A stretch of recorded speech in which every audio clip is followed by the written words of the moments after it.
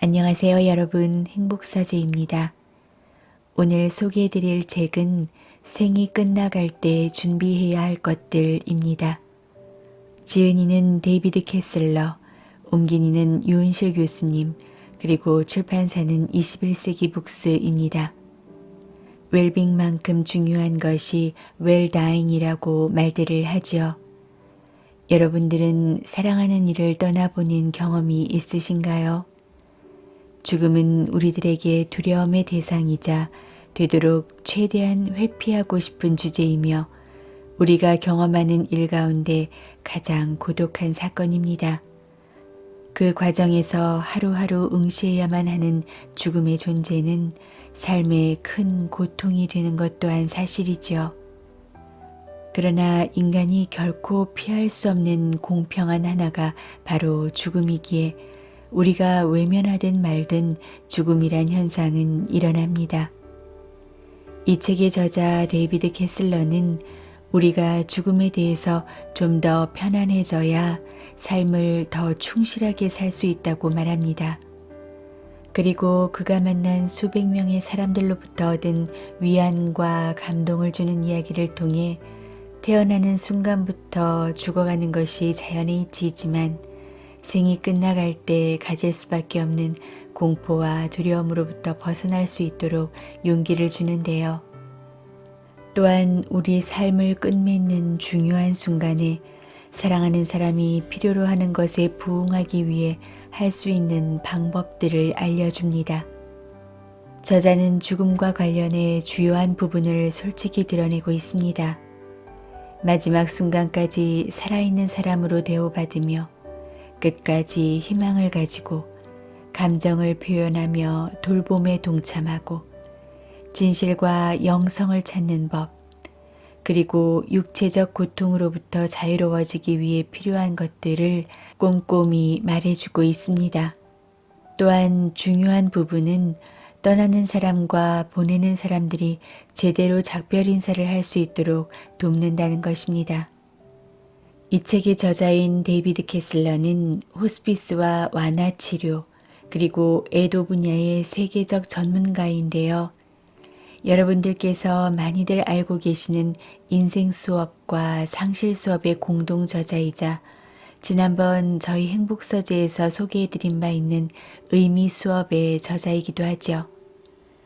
그의 첫 저서인 이 책은 테레사 수녀의 호평을 받았으며 미국에서는 호스피스 관련 최고의 베스트셀러가 되었습니다. 저자 데이비드 캐슬러는 그동안 수천 명의 사람들이 내면의 평화와 존엄, 그리고 용기를 가지고 삶과 죽음의 문제를 대면하도록 도와주었죠. 그리고 이 책의 역자이신 유은실 교수님은 서울의대를 졸업하시고 아산병원 병리과 교수로 재직하고 계신 현역 의사이신데요. 교수님 본인께서도 이미 죽음학 공부 모임을 운영하시며 올바른 죽음관을 가질 수 있도록 하기 위해 옥인동 북성제에서 죽음을 주제로 한 강연 개최를 돕고 계시기도 합니다. 하여 이 책을 읽어보실 때 책 뒤편에 있는 옮긴 이의 말을 먼저 읽어보신 후 책 읽기를 시작하신다면 좀 더 구체적 개념을 갖고 접근하실 수 있으리라 생각합니다. 이 책을 소개하려고 준비하면서 저는 이 책이 그리고 이 영상이 사랑하는 이를 떠나보내야 하는 혹은 사랑하는 이들을 떠날 수밖에 없는 상황에 계신 분들께 작은 힘이라도 될 수 있었으면 하는 생각을 했습니다. 준비가 돼 있다고 생각해도 죽음을 맞이한다는 건 우리가 상상했던 것과는 완전히 다를 수 있어요. 사랑하는 이가 고통 속에 있는 걸 지켜보는 그 시간들은 하루가 1년인 듯 느리게 흘러만 가죠. 그러다가 어느 한순간 엄청나게 빠른 속도로 정신 차릴 틈 없이 모든 게 끝나버립니다. 그리고 대부분의 사람들은 깊은 슬픔과 긴 후회의 시간에 빠지게 되죠. 때문에 허둥거리고 우왕좌왕하다가 그 소중한 시간을 흘려보내게 되지 않도록, 그리고 사랑하는 이를 떠나보낸 후 아, 그때 그러지 말았어야 했는데, 그때 이렇게 할 걸. 그렇게 밀려드는 후회로 통탄과 자책의 시간을 보내게 되지 않았으면 좋겠습니다. 그리고 사랑하는 이를 배웅하고 작별을 준비하는 그 시간들이 후회와 허둥거림으로 남지 않기를 바라며 또한 존엄하고 위엄있게 작별의 과정을 준비할 수 있게 되었으면 합니다. 이 책은 죽음을 응시해야 하는 그리고 그 고통의 터널을 지나 깊은 상처를 안고 있는 사람들의 마음을 두드립니다. 사랑하는 이와 작별을 어떻게 해야 하는지, 어떤 마음의 준비를 하고 또 어떤 자세를 가지고 대해야 하는지에 관해 현실적인 조언과 심리적 조언 모두를 담고 있는데요. 이 책을 통해서 피할 수 없는 그 이별의 시간을 의미 있게 보낼 수 있는 지혜를 배워보고자 합니다. 그럼 끝까지 함께 해주시고 행복한 하루 보내시기 바랍니다.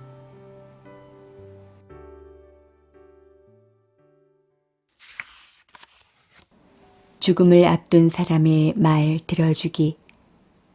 죽음을 앞둔 사람의 말을 들어주는 일은 우리가 그들에게 줄 수 있는 최고의 선물이다.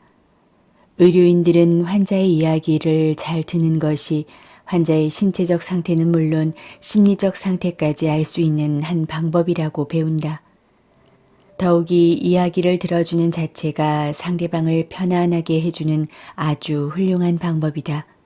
가족과 친지들이 병원에 도착했는데 죽음을 눈앞에 둔 사람을 만나는 것이 두려워 겁에 질린 채 어쩔 줄 몰라 하는 모습을 종종 본다. 무슨 말을 해야 할지 몰라서 간호사나 의사에게로 몸을 돌리고는 뭘 해야 하지요? 무슨 말을 해야 하나요? 라고 물어본다. 그런 사람들에게 해줄 대답은 언제나 들으라는 것이다. 환자가 불평불만을 털어놓으면 그걸 들어주면 된다. 울면 우는 대로, 웃으면 웃는 대로 받아주자. 날씨 이야기를 하고 싶어 하면 날씨 이야기를, 죽음에 대해서 이야기하고 싶어 하면 그 이야기를 들어주자. 생명을 위협하는 병을 앓고 있는 사람은 당신이 알고 있어야 할 모든 것을 말해줄 것이다. 자신의 상황에 대해서 어떻게 느끼고 있는지, 불편하지 않다면 어떻게 죽고 싶은지에 대해서도 말해줄 것이다. 조지프는 갑자기 기력이 떨어지는 것을 느끼기 시작하자 아들 데니얼에게 전화를 걸었다. 데니얼, 뭔가 이상한 것 같다. 그냥 나이 때문만은 아닌 것 같아. 애비가 좀 이상한 늙은이라고 생각할지 모르지만 이제 때가 온 것 같구나. 내가 자라고 네가 태어난 메인주로 돌아가자고 늘 이야기했던 거 기억하고 있지? 이제 그렇게 해야겠다. 내가 죽기 전에 우리 둘이 함께 좀 지내면 좋겠는데. 아버지 병원에 가보셔야 되지 않을까요? 내일 갈 거야. 그러고 나서 여행을 함께 할 수 있겠니? 내 나이 75이야. 감기에도 걸렸고 독감도 알아봤지. 관절염도 있고. 이번에는 나이 때문인 것하고는 다르구나. 몸에 심각한 일이 벌어지고 있는 것 같아. 그 말을 듣고 데니얼은 무엇을 할지 마음의 결정을 내렸다. 아버지의 말씀대로 함께 여행을 갔다가 아버지가 만사 다 좋다는 것을 알게 되면 다시 모든 것이 괜찮은 채 지낼 수 있을 것이다. 그렇지만 아버지 말을 듣지 않았는데 나쁜 일이 생긴다면 아버지와 함께 보내게 될 이 마지막 기회를 놓친 것이 끔찍할 것 같았다. 다음 날 약속대로 조지프는 의사를 만났다. 피곤의 원인을 확실히 알 수 없었기 때문에 여러 가지 검사를 받았다. 며칠 지나야 결과를 알 수 있었다. 결과를 기다리는 동안에 아버지와 아들은 차를 몰아 메인주에 다녀왔다. 두 사람은 조지프가 자라고 데니얼이 유년기를 보낸 호수에서 멀지 않은 모텔에 묵었다. 그 한 주 동안 낚시도 하고 옛 친구들도 만나며 보냈다. 피곤하기는 했지만 조지프는 많은 이야기를 했고 데니얼은 들었다. 검사 결과가 어떻게 나오든 여행을 떠난 첫날 데니얼은 아버지와 함께 시간을 보내게 돼서 정말 기뻤다. 두 사람 모두 조지프가 피곤해하는 것에 신경 쓰지 않았다. 두 사람은 그저 그 시간을 함께 즐겼다. 일주일이 지나 두 사람은 췌장암이라는 의사의 진단을 듣고는 아연실색했다. 지금 상태로는 완치가 불가능하고 치료도 소용이 없었다. 그 후 몇 주에 걸쳐 조지프는 점점 허약해졌지만 아버지와 아들은 이미 둘이서 함께 시간을 보냈다는 사실에 마음이 아주 편해졌다. 데니얼은 이제 와서 되돌아보니 노인네가 아무 소용도 없는 일을 크게 벌인다고 자기 식대로 생각해서 행동하지 않고 아버지의 말을 들었던 것을 아주 다행스럽게 생각한다고 말했다. 죽음을 눈앞에 둔 이의 이야기를 들어주는 사람은 그의 신념과 생각을 자기에게 말해주기를 바라며 그러면 듣는 사람의 마음도 편해진다. 그렇지만 죽음을 앞둔 사람의 이야기가 듣는 사람을 불편하게 할 때가 있다. 경우에 따라서는 그 이야기에 전혀 동의하지 못할 때도 있다.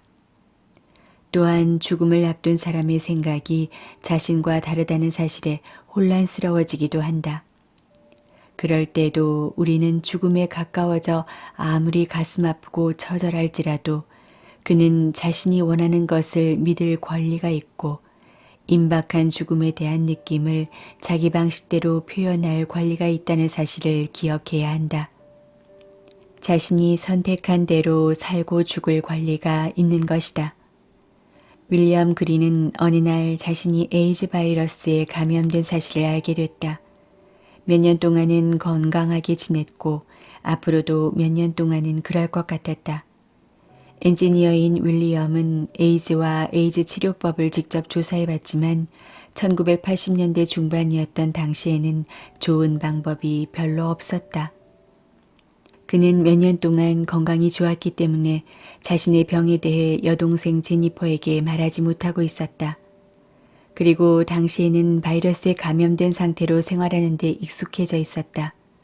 그러다 제니퍼가 사실을 알게 됐는데 그 후로 그녀는 오빠를 도와주고 의학의 발달로 오빠가 나을 거라고 긍정적으로 생각했다. 어느 날 윌리엄이 상태가 좋지 않아서 의사를 찾았더니 감기라고 했다. 그렇지만 그 감기는 일주일이 지나도 깨끗이 낫지 않았고 더 나빠지기만 했다. 놀란 제니퍼가 의사에게 전화하라고 윌리엄을 채근했다. 그런데 윌리엄은 오늘이 될지 내일이 될지 앞으로 어떻게 될지 내가 잘 알고 있어. 이 병에 대해 잘 알고 있지. 당장 의사들이 해줄 수 있는 일이 많지 않아. 그래서 의사에게 전화하는 건 별 의미가 없단다. 라고 말했다. 제니퍼는 죽음에 대한 윌리엄의 감정이 마음에 걸렸다. 그녀는 오빠가 끝까지 싸웠으면 했지만 윌리엄은 질 싸움을 하고 싶어 하지 않았다. 윌리엄은 자연스럽게 흘러가는 대로 내버려 두기로 했고 그 결정을 동생에게 분명히 밝혔다. 몇 주 후 윌리엄이 심각한 호흡곤란을 겪었다. 제니퍼는 고집을 피우다 너무 약해져서 저항도 할 수 없는 오빠를 차에 태워 의사에게 데려갔다. 의사는 너무나 쇠약해진 윌리엄의 상태에 충격을 받고는 주사를 꽂고 산소를 주고 응급실로 가도록 조처했다. 제니퍼는 거의 무의식 상태인 오빠에게 인공호흡기를 걸고 응급조치를 해달라고 요구했다. 의사들이 최선을 다했지만 윌리엄은 곧 사망했다. 제니퍼는 이겨내지 못할 일은 없다라는 신조로 사는 사람이었지만 윌리엄은 그렇지 않았다. 스스로 선택했고 자신의 뜻을 표현했다. 제니퍼는 오빠의 선택이 마음에 들지 않았기에 그의 뜻을 들어줄 수 없었다. 그렇지만 선택은 그의 몫이었다. 오빠의 선택에 반대하느라 제니퍼는 두 사람이 함께했던 삶에 대해서 공감하고 애틋한 남매의 관계를 정리하며 애도할 수 있는 기회를 놓쳐버렸다. 사랑하는 사람이 죽음을 맞을 때에는 함께 울 수도 있고 치료 전략을 분석할 수도 있다. 서로 의견이 다를 수도 있고 상황을 전적으로 부정할 수도 있다. 그렇지만 결국 최선을 다해 할 수 있는 것은 당사자의 이야기를 들어주는 것이다. 그리고 죽음을 앞둔 사람이 이제 마지막이 가까워졌다고 말할 때에는 훨씬 더 주의를 기울여 이야기를 들어야 한다. 말로 의사소통을 할 수 없을 때, 결국에는 말로 소통할 수 있는 사치도 어느 순간 끝날 것이다. 병 때문에 또는 의식이 없어지거나 죽음에 가까워지면 언젠가 사랑하는 사람은 더 이상 말을 못하게 될 것이다. 또는 말을 걸어도 반응이 없는 것 같아 보여서 말을 알아듣지 못한다고 생각한다. 이때쯤 되면 많은 사람이 이런 말을 했어야 했는데, 잘 가라고 작별 인사를 했어야 했는데 라고 한탄한다. 그럴수록 우리는 청각이 가장 마지막까지 남는 인간의 감각이라는 사실을 기억해야 한다. 그래서 의료진은 환자가 사망하는 그 순간까지도 들을 수 있다고 생각하며 행동하라고 배운다. 죽어가는 사람이 여전히 보호자나 의료진의 말을 들을 수 있느냐고 내게 물으면 나는 항상 그렇다고 대답한다. 신체적으로는 그렇지 않아도 영적으로 들을 수 있다. 진심에서 우러난 이야기를 하면 정신이 명료하지 않을지라도 마음으로 그 이야기를 들을 것이다. 사랑하는 사람이 무의식 상태가 됐더라도 미처 전하지 못한 말을 그때라도 할 수 있다. 되도록 큰 소리로 말해야 한다. 큰 소리로 말할 수 있는 형편이 아니라면 마음속으로 이야기하라. 많은 경우에 소리내어 말하지 않고도 의사소통이 가능하다.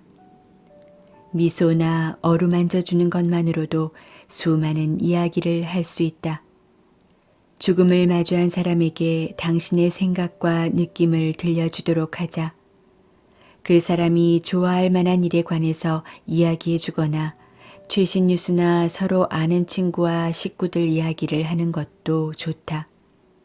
이야기를 많이 해줄 때도 있겠지만 그렇지 않을 때도 있을 것이다. 그렇더라도 침묵을 두려워하지 말자. 손을 잡아주고 그저 옆에 앉아 있어 주는 것만으로도 해줘야 할 이야기를 모두 전할 수 있다. 말하는 것이 금기시 될 때, 지금까지 해본 적이 없는 이야기를 하면 사람들이 서로 더 가까워질 수 있다. 그리고 죽음을 마주한 사람은 지속적으로 삶에 참여할 수도 있다.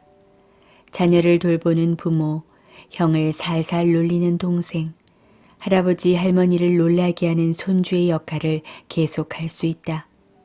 그렇지만 언제나 아무 문제 없이 이런 대화가 이루어지는 것은 아니다. 특히 대화로 인해 가족들 사이의 균형이 깨지면 예상치 못한 부작용이 나타나기도 한다. 또는 태어나면서부터 희귀질환인 퇴행성 간질환을 앓았다. 진단을 받고 거의 35년을 살았지만 건강에 문제는 전혀 없었다. 그러다 갑작스럽게 증상이 나타나는 바람에 운영하던 부동산 회사를 팔고 부모님과 함께 살게 되었다.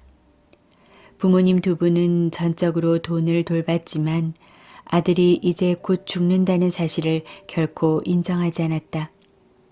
돈이 부모님과 함께 살게 된 직후에 멀리 있던 동생 마이크가 형과 함께 지내기 위해 왔다. 절친했던 둘은 형의 병과 그 병으로 인한 결과에 대해서 가끔 이야기를 나눴다.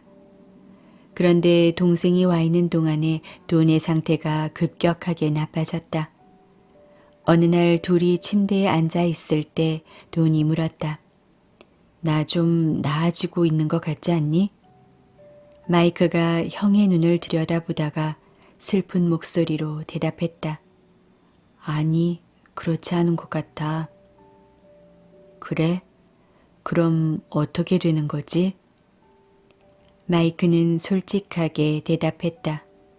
죽게 되겠지. 돈과 마이크는 죽음에 대해서 이야기를 나누다 눈물을 흘리며 자기들이 형과 동생인 것이 얼마나 기쁜지 모르겠다고 서로 이야기했다. 바로 그때 어머니 해너가 들어왔는데 돈이 무심코 어머니를 올려다보면서 난 죽을 거예요, 엄마. 알고 계셨죠? 라고 말했다. 너무 놀란 해너는 돌아서서 마이크의 뺨을 때렸다. 하나뿐인 형에게 무슨 짓을 한 거니? 왜 여기 와서 이렇게 형을 놀라게 하는 거냐? 해너는 눈물을 쏟으며 방에서 뛰쳐나갔다. 이런, 우리가 엄마를 놀라게 했나 봐. 라고 돈이 말했다. 형, 엄마가 왜 저러시지? 마이크, 내가 죽자를 말했잖아. 죽음은 입에 올려서는 안 되는 말이지. 형이 좋아지고 있는 것 같으냐고 물었을 때 내가 어떻게 말해야 하는 거야? 거짓말을 해야 하는 건가? 엄마는 형은 좋아질 거예요. 그렇게 말하길 바라신 거야. 마이크는 방금 벌어진 일을 어떻게 받아들여야 할지 몰랐다. 가족들을 당황하게 하려는 뜻은 전혀 없었다. 형과 엄마가 이야기를 나누는데 끼어들어서 자, 오늘은 우리 죽음에 대해서 이야기해봐요 라고 하는 건 분명 적절하지 않았을 것이다. 그렇지만 형과는 차근차근 이야기를 나누어 왔고 지금까지 늘 그랬던 것처럼 진심을 다해서 형 돈의 이야기를 들어주고 있었다. 다른 사람과 소통하다 보면 가끔은 상대방, 그것도 가장 사랑하는 사람을 당황하게 만드는 일도 생긴다. 이번 일로 마이크는 곤란한 상황에 처했다. 형의 병세가 위중하다는 사실을 인정하지 않으려는 가족들의 금기를 건드리지 않으면서 형과의 관계를 지켜나갈 수 있는 방법은 없어 보였다. 그렇지만 죽음을 이야기해야 할 때가 되었다는 생각이 들면 절대 망설여서는 안 된다. 가족의 금기가 깨지는 바람에 마이크도 어머니도 당황했지만 나는 일단 병실로 들어갔다. 딸을 만났는데 그녀는 병원 목사가 그 문제에 관해 어렵게 꺼내 이야기를 나누고 나서 감동을 받았다고 했다. 그리고 이렇게 말했다. 엄마에게 그 이야기를 어떻게 꺼내야 할지 몰랐어요. 우리 가족이 한 번도 이야기해 본 적이 없는 문제였거든요. 이렇게 터놓고 이야기하게 돼서 정말 좋아요. 이제 이 문제를 서로 이야기할 수 있겠어요. 죽음에 관한 이야기를 나눈다는 건 지켜보는 가족들 입장에서는 분명 힘든 일이다. 하지만 그로써 사랑하는 사람과 보내는 마지막 날들을 생생하게 기억하게 될 것이다. 가끔은 계란 껍데기 위를 걸어가고 있는 것처럼 아슬아슬할 때도 있을 것이다. 그래도 꼭 해야 할 말이 있다면 누구든 그 말을 할 수 있어야 한다. 이런 상황에서 느끼는 감정은 진실하기 때문에 그 시간 또한 신성하다. 우리 자신은 물론 죽음을 맞는 사랑하는 사람 모두가 자신의 감정을 표현해야 한다. 주변의 반응이 어떻든지 간에 말이다. 나는 가끔 죽음을 맞는 사람과 그를 사랑하는 사람이 서로에게 보여주는 감정에 경의를 느끼곤 한다. 그것은 우리가 살아가면서 볼 수 있는 가장 순수한 것이기 때문이다. 이렇게 감정을 표현하도록 해주는 것이야말로 서로를 위한 신성한 의무다. 현재형 관계 만들기. 우리는 삶의 순간순간마다 다른 사람과의 현재형 관계 속에서 평화와 성취감을 발견한다. 현재형 관계란 도움이 되는 말이든 도전이 되는 말이든 할 필요가 있는 말을 전부 서로에게 하는 관계를 의미한다.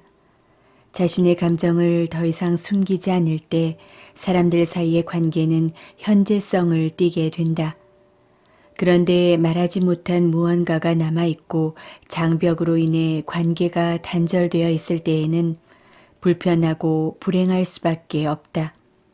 특히 여러 해 동안 숨긴 일이 있거나 누군가 심하게 아플 때에는 그런 장벽이 아주 견고하고 매우 불편하다.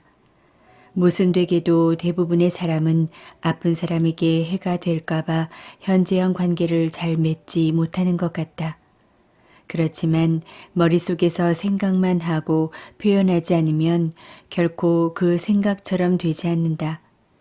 가족 중 누군가 위중한 병을 얻었을 때 오래된 장벽을 허물고 허심탄회하게 이야기할 수 있는 절호의 기회가 올 수도 있다. 회계사인 스탠은 전립선암 말기로 통증에 시달리고 있었다. 아주 재미있는 이야기꾼인 스탠은 아무리 통증이 심해도 장난꾸러기 같은 미소와 반짝이는 눈빛을 잃지 않는 매력적인 사람이었다.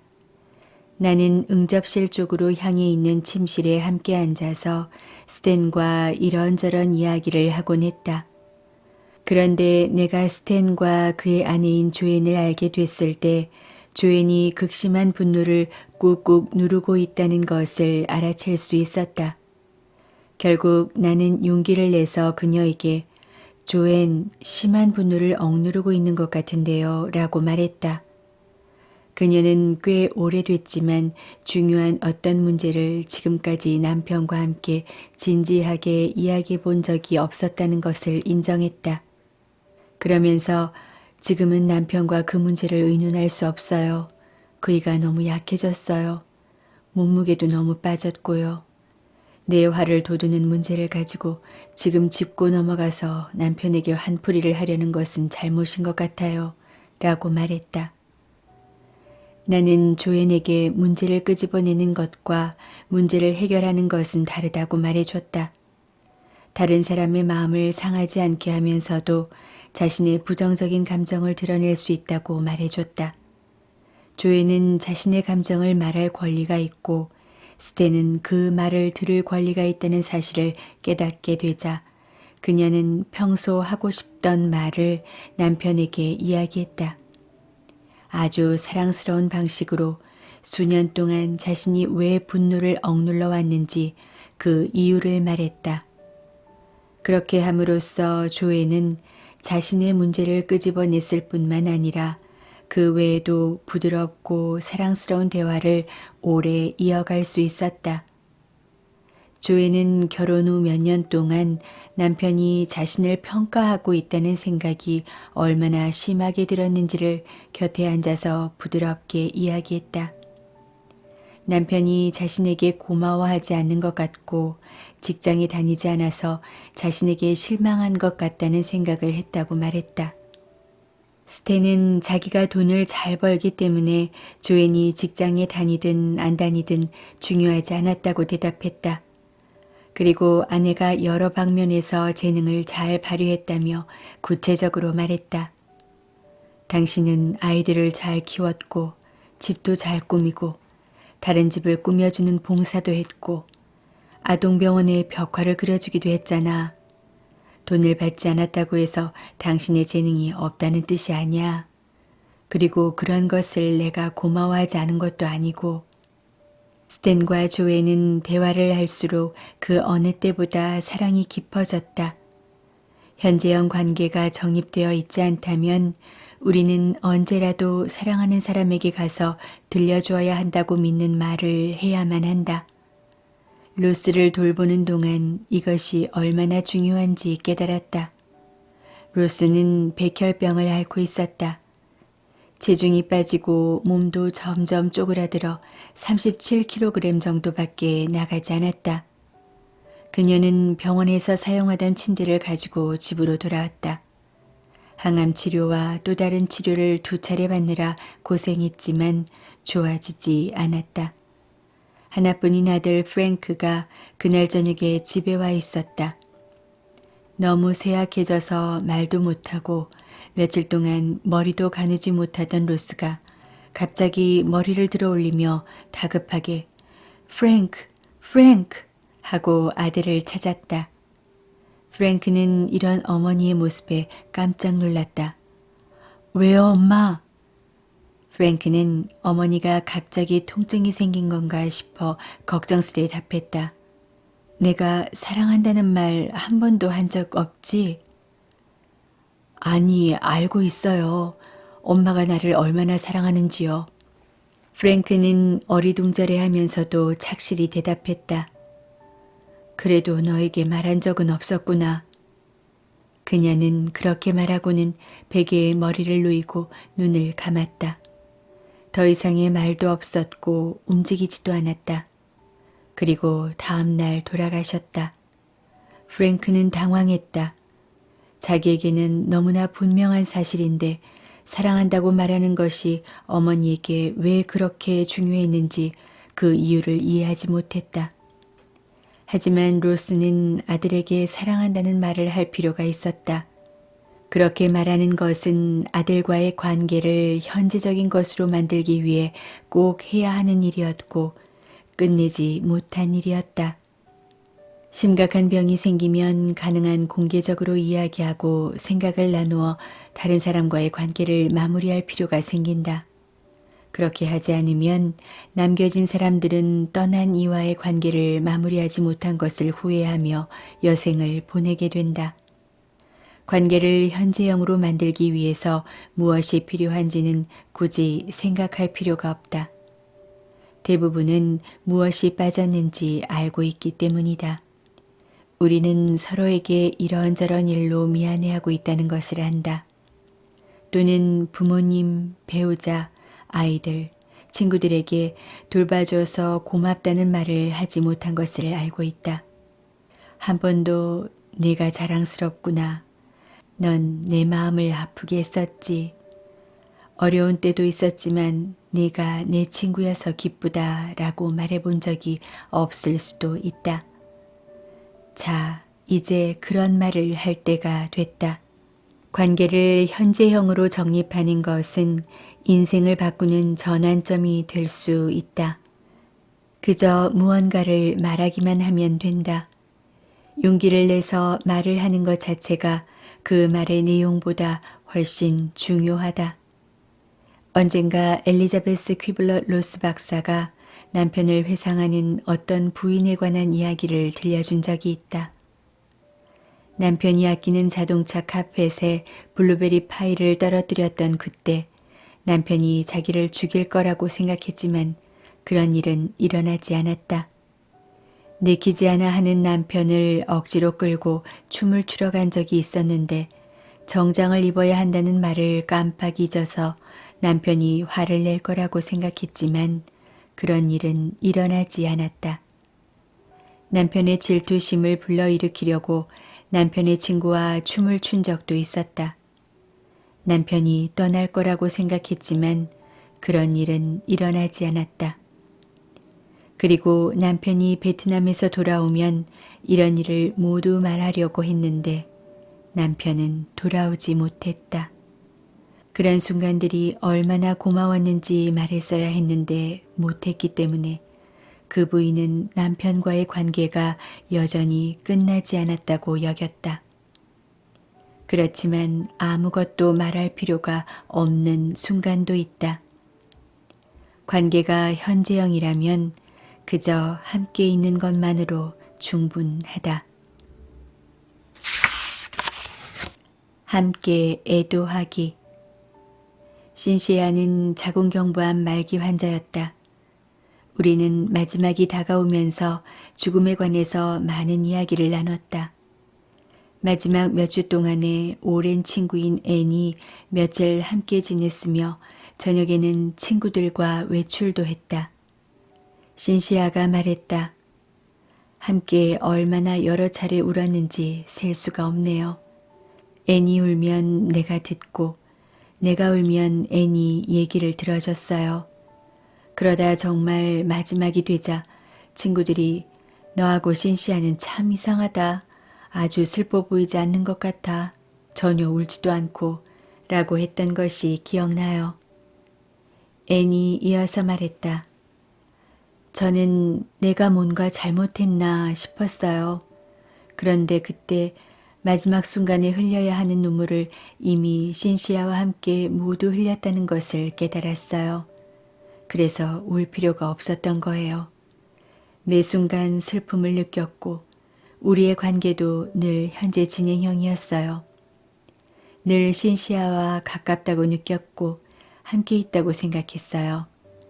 우리에게는 미완성인 일이 없었죠. 친구들과 외출했던 그날 저녁에도 나는 어쩔 줄 몰라 하거나 충격을 받지 않았습니다. 나 역시 친구들과 함께 있었던 그 순간에 그 친구들의 우정을 느낄 수 있었어요.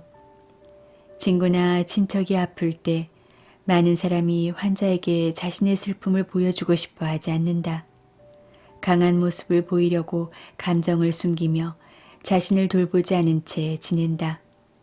그렇지만 이런 사람들이 얼마나 슬픈지 모르겠다고 내게 말하면 나는 아픈 사람 앞에서 울어본 적이 있나요?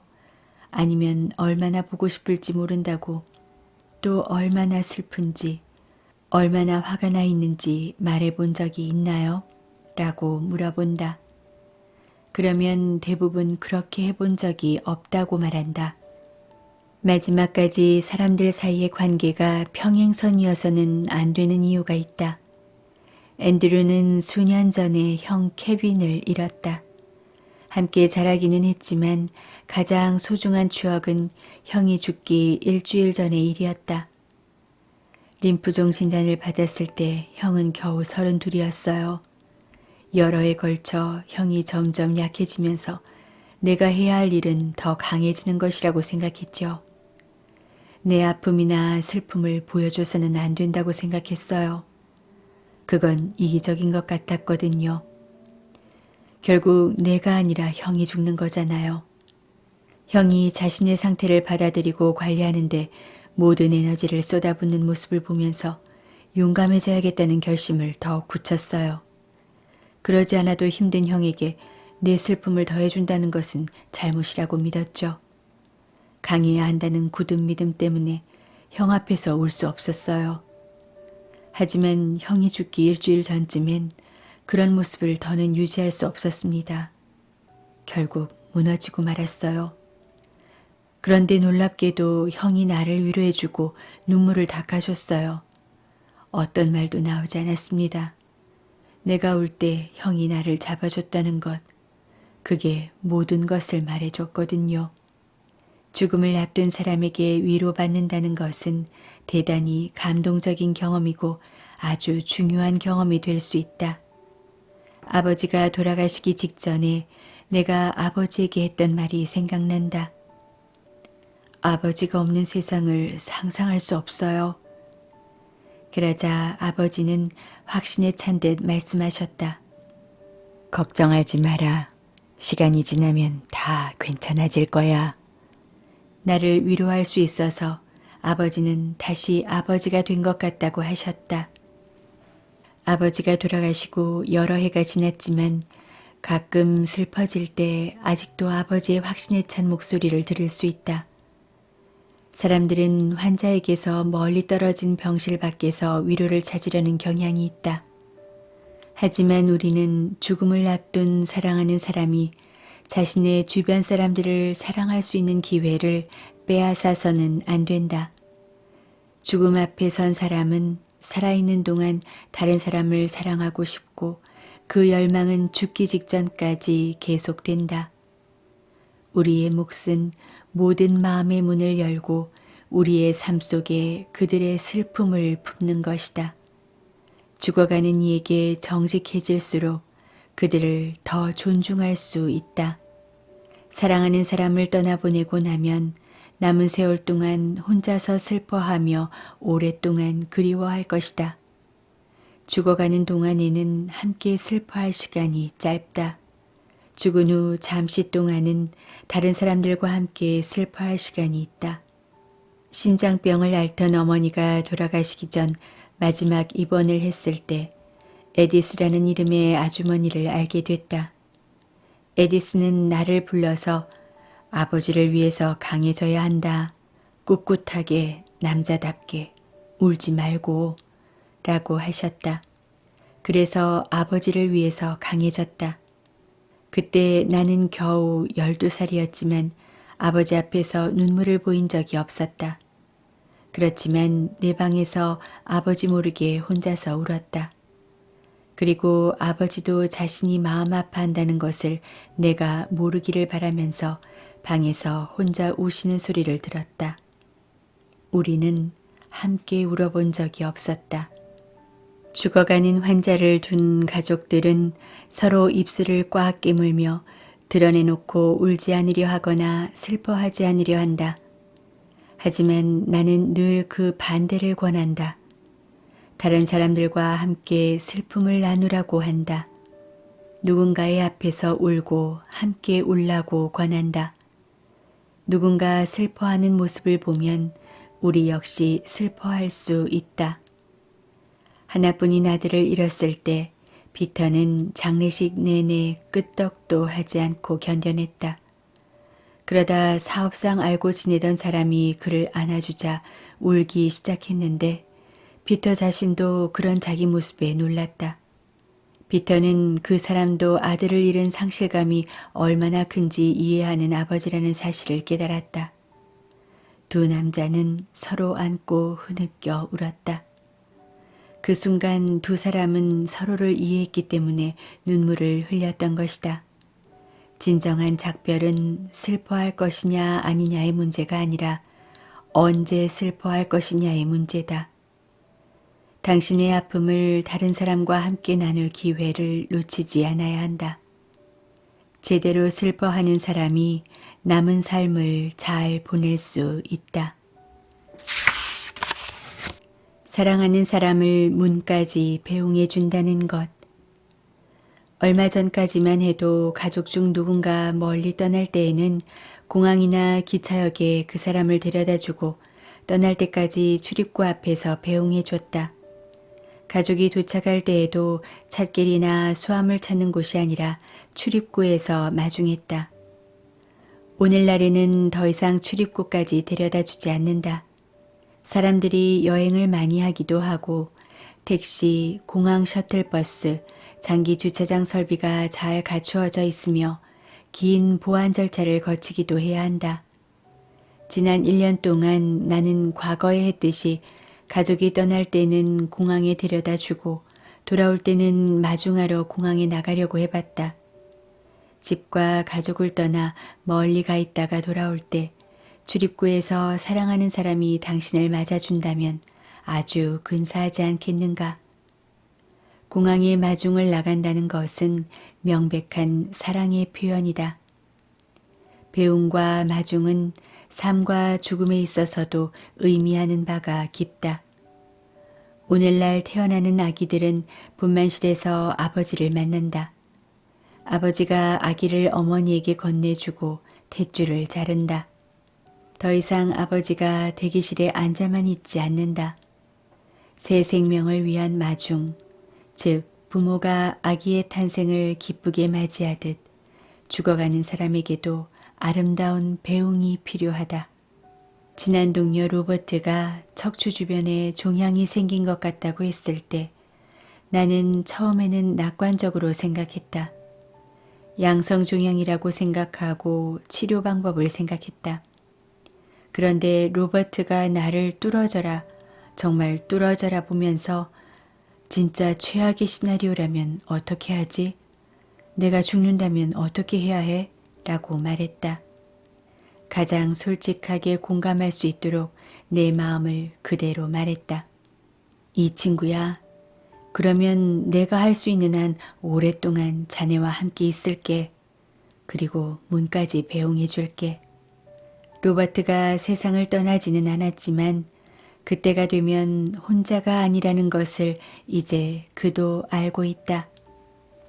주는 아들과 변호사인 며느리가 살고 있는 집에서 길 하나 건너에 있는 퇴직자 전용 아파트에서 지내고 있었다.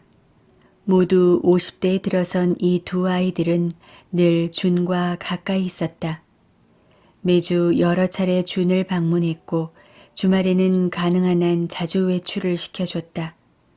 사실 젊어서 친정어머니를 여인 며느리는 40년 동안 준을 친어머니처럼 좋아했다. 어느 날 아파트의 담당 의사가 준을 살펴보고는 몇 가지 검사 결과를 내놨다. 종양이 몸에서 제일 큰 대동맥을 둘러싸고 있다는 것이다.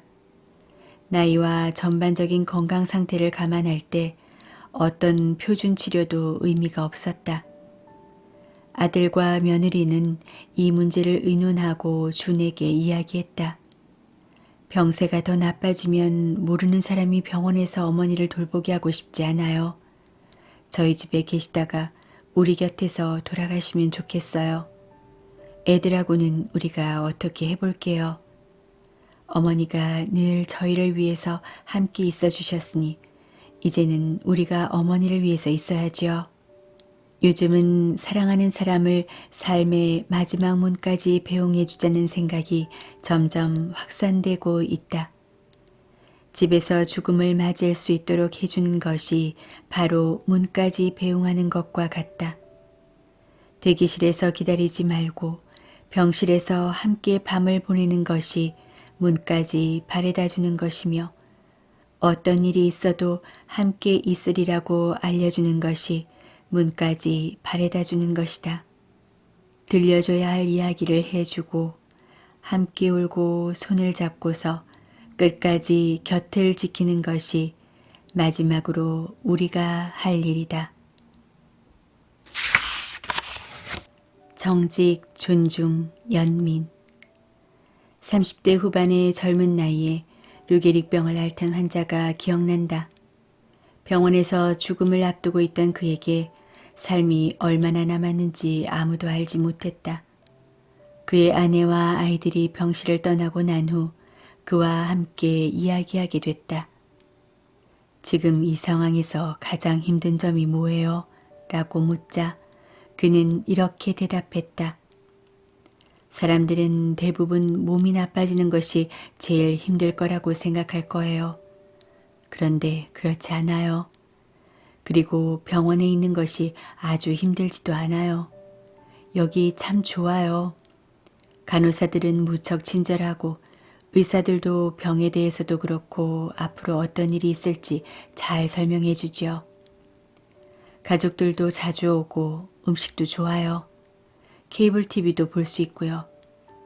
그렇지만 내게 가장 힘든 건 다들 나를 과거형으로 보고 있다는 거예요. 한때 완벽하고 중요했던 사람으로 보는 거죠.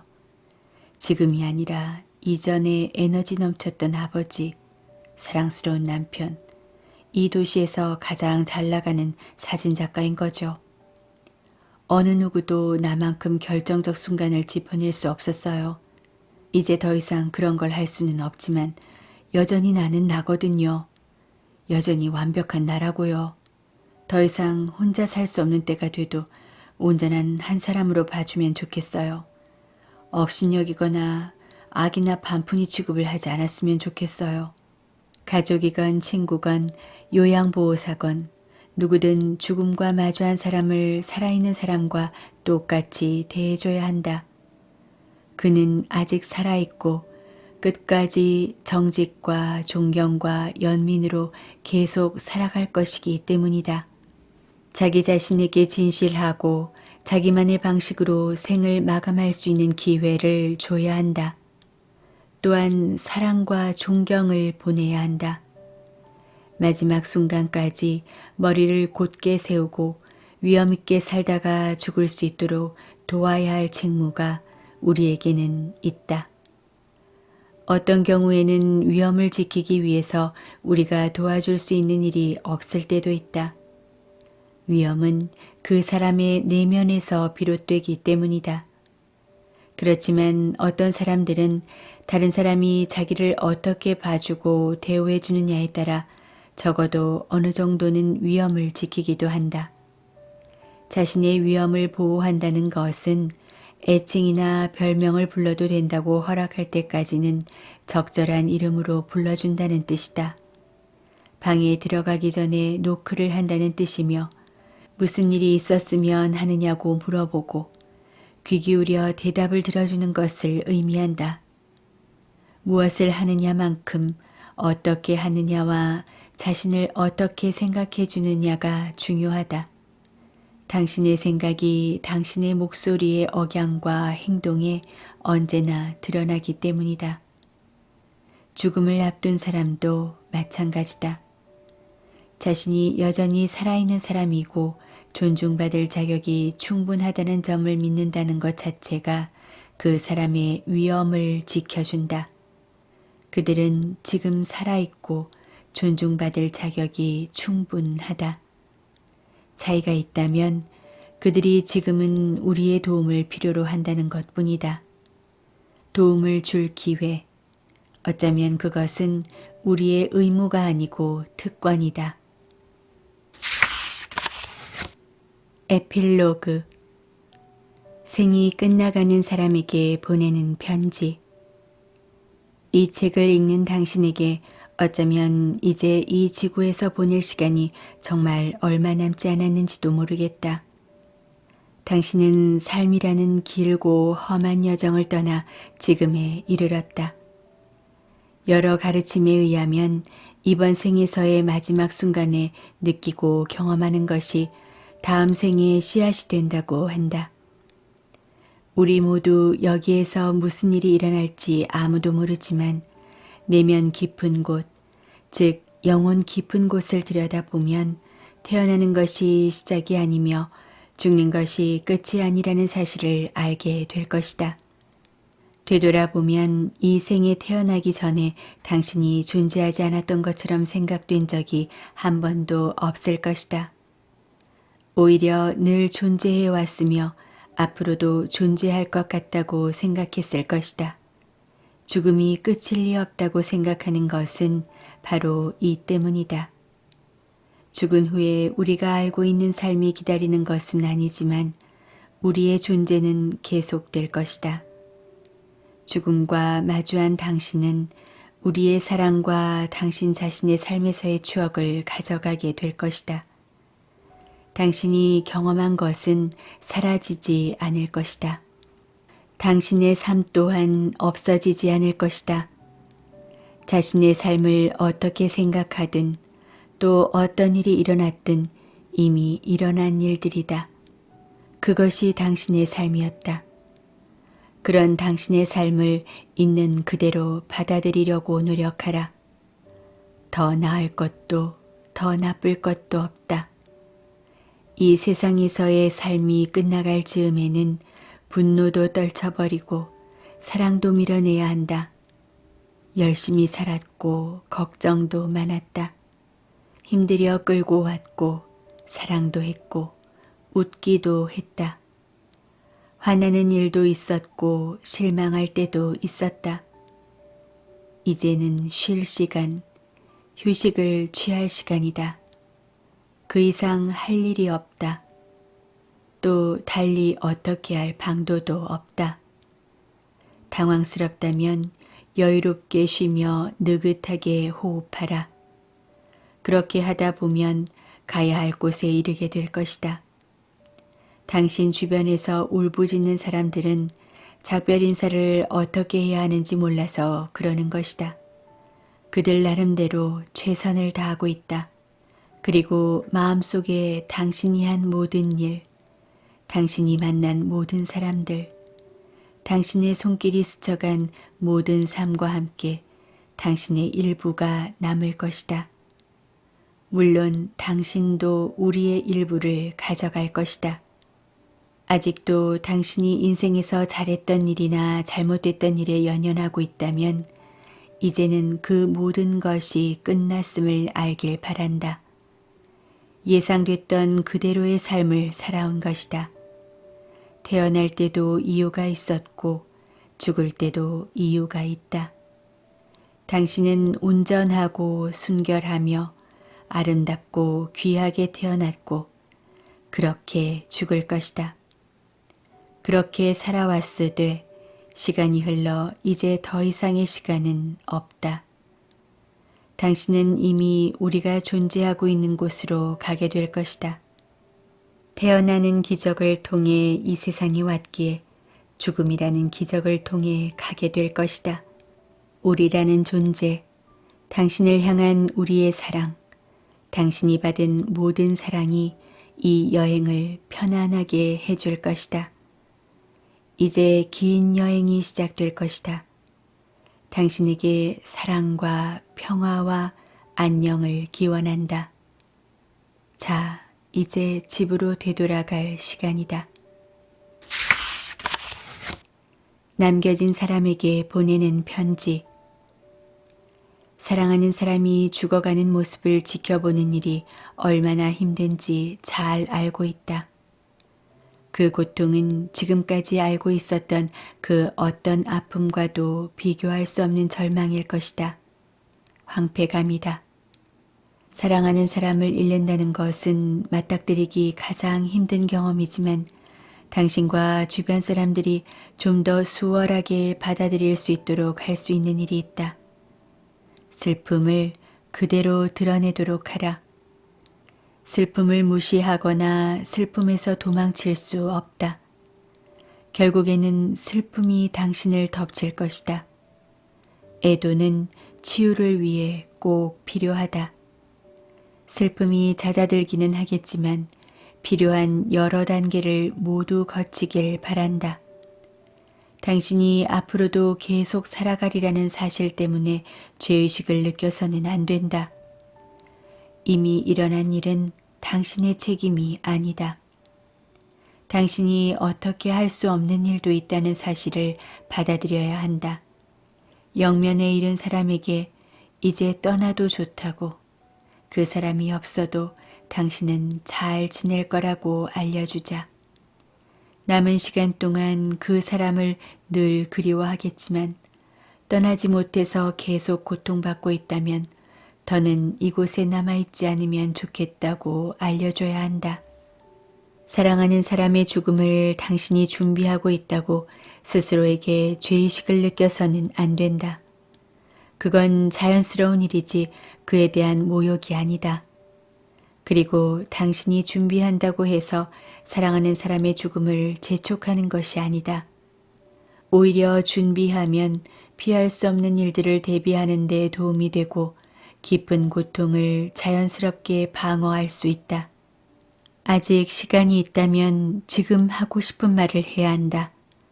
죽음을 앞둔 사랑하는 사람에게 하고 싶은 말이나 해주고 싶은 것이 아직 남았을 것이다.